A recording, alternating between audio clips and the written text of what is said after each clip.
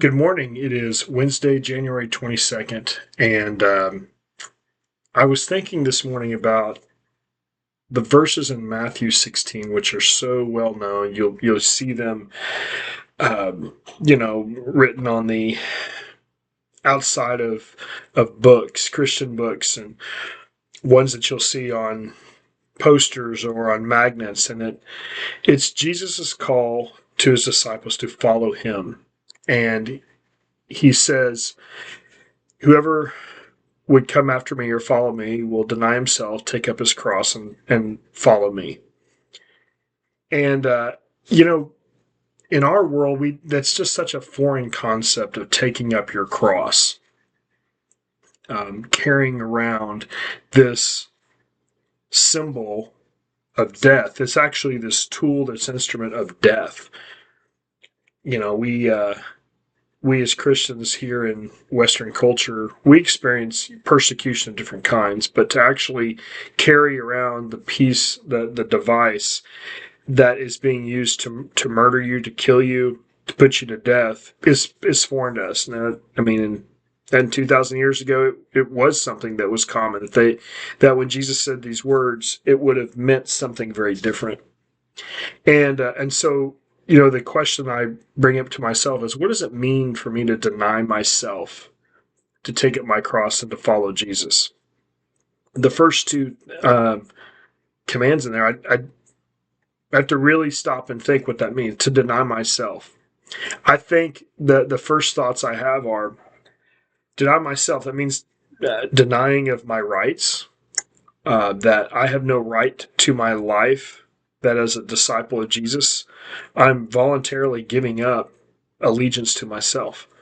I also deny my own righteousness. I deny that there's anything that I bring to the table in my relationship to God other than my sin, that I'm borrowing on the righteousness of Jesus. In 2 Peter 1, it talks about that his divine power has granted to us everything we need for life and godliness, and that we are partakers of the divine through Jesus. We're sharing in the perfect righteousness of Jesus, and that is so fundamental for us to believe. So, for me, I have to think about that. My reputation is something I guard and I protect and I build on all the time. We all do.